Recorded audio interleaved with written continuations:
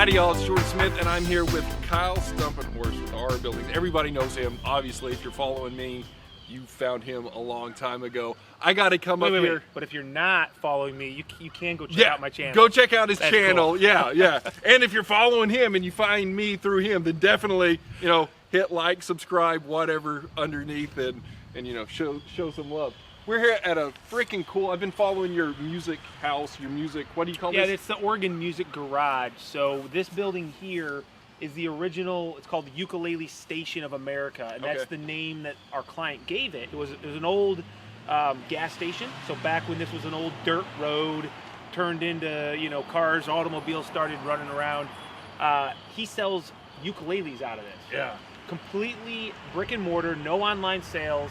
And it's been really good for him, but he wanted to, obviously this is a very small building. Yep. So he brought us in to build the new Oregon Music Garage, which is actually over this way. Yeah, so pretty cool. This is an awesome building. I mean, look at those overhangs, look at the shingles wrap around stone, and it's really quaint and cute. And so a big barn behind it would usually look, I don't know, if you were down in Texas and you were building a big steel barn, it would look like a big steel barn. This, however, just really ties in and looks great. Yeah, well, the big thing was that we knew it was going to be big, but we didn't want it to look like a big metal building. So what we did was an atypical installation of sheathing, wall sheathing on the post frame structure, which we can maybe show you the inside later. But we're using the structural WeatherLogic sheathing, and then this new product, which is a complete water screen, which you remember down at your place, we did the water screen. Pain in the butt, man. Yeah, so we had to cut a batten, basically like a batten, a board, and then another batten over the top to give us that water screen. That was before this LP WeatherLogic came out. They released this at IBS, I guess, this year.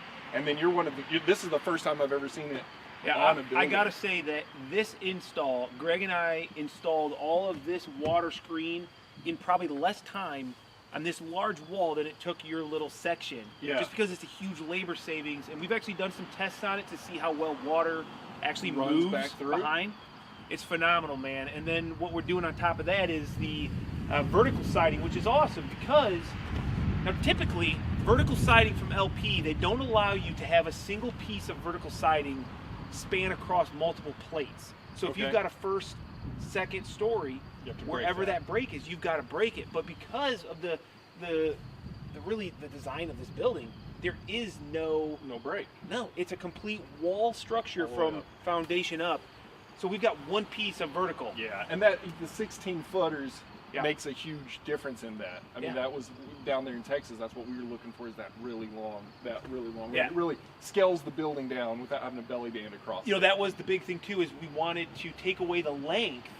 So instead of running like a horizontal lap siding, we thought, let's run the vertical on the long sides. It'll make it look less long by running these vertical lines. That's the hope. And then obviously we've got to put the battens on yet. That's not done. Yeah. No, this is great. And you have to, with the vertical siding from LP, you have to have a water screen back behind it. So this makes it so much better. Let's go inside. I want to talk about the windows. Those are not your common barn window package there. No. So tell me about these windows and doors. I've seen Sierra Pacific before, but in only really high-end homes. Well, I think the reason I was drawn to them, I found them at IBS, and this is, I think, a patented design where they have the aluminum clad exterior, which is pretty common on a wood framed window. But these frames are all vinyl. So you get the advantage of like a welded vinyl window, which is hopefully going to lead to less leakage over time. A wood frame can leak and rot, and even getting back behind that aluminum, exactly, get some damage. But we have this is a pre-stained, it's just a base layer, so this isn't the finish. But they're pre-stained black on the interior. So we've got the aluminum clad exterior, the vinyl frame, and then the wood interior. Wow. So it looks like an aluminum clad wood, but you have a much higher durability on that. I really like those windows a lot. I never got to use them yet, but they look nice. They look very nice and high. Talk to me about sort of the building structure here. So with a wood versus steel structure. So steel, I would have these big, they're going to come out like this, and they have my I-beams across, and they're fine. they're not very pretty. They feel cold. They feel I think if like you're gonna do the interior of a building, it's really hard to finish an interior without framing the entire interior. And even if you do, and you have this big angled piece here, I don't know, it just doesn't look great. So personally, I love the post frame for a couple of reasons. One is that exact reason, like you just said. I mean, we've got this connection from the foundations all the way to our truss. So it's a solid connection, right? Yep. No breaks, no different floor levels, whatever. Also, take a look at this bay, okay? Yep. We're 8 foot on center.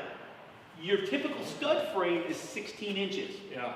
Now you have those studs are not good insulated. Yeah, thermal bridging all the way everywhere. Now here, all we have is a thermal bridge here potentially where this wood is connected, but even back here, this can be insulated. Yeah. So it's just a very economical way to get a perfect, insulation. So talk to me. Well, economical, less wood, right? But you still have all the strength because it's just.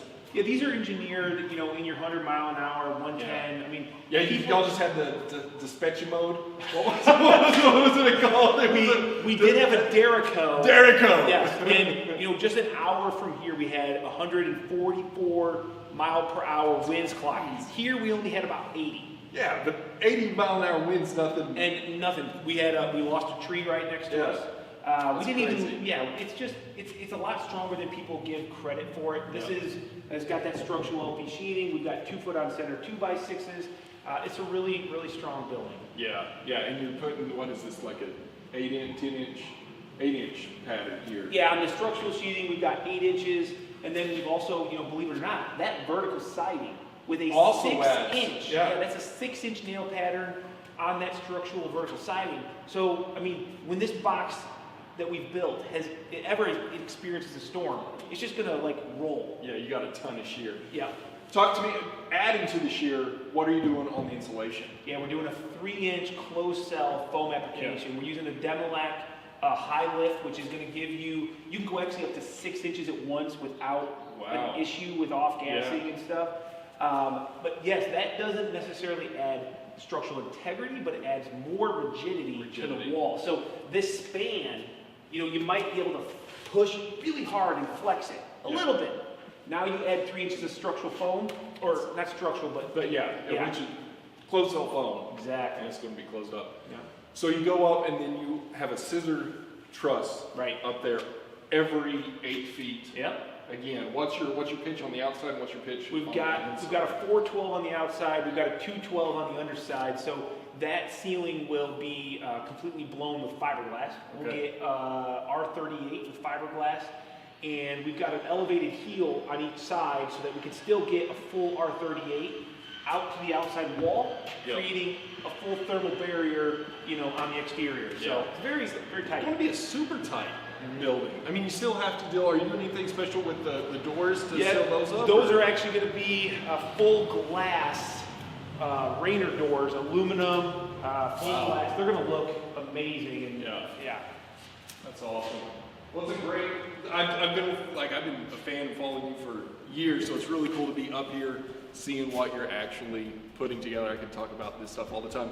We may be doing a build with a large barn on it, and I'm really trying to figure out whether I can do like a post frame or maybe a glue lamp with CLT. So I'll probably be giving you calls, being like, "Hey, how do you do this and how do you do that?" Because it's a lot different. But you don't have to call me. You can just check out the YouTube channel. I could. Go check out Kyle, RR Buildings. You can always call me, buddy. No big deal. RR Buildings at YouTube, Instagram, TikTok. He's got millions of screaming fans on TikTok. Go check him out over there. Go check me out at Smith House Co. on Instagram at Jordan Smith Builds. Like the video if you liked it. Subscribe if we've earned it. Subscribe to him, obviously. We'll see you next time on Smith House.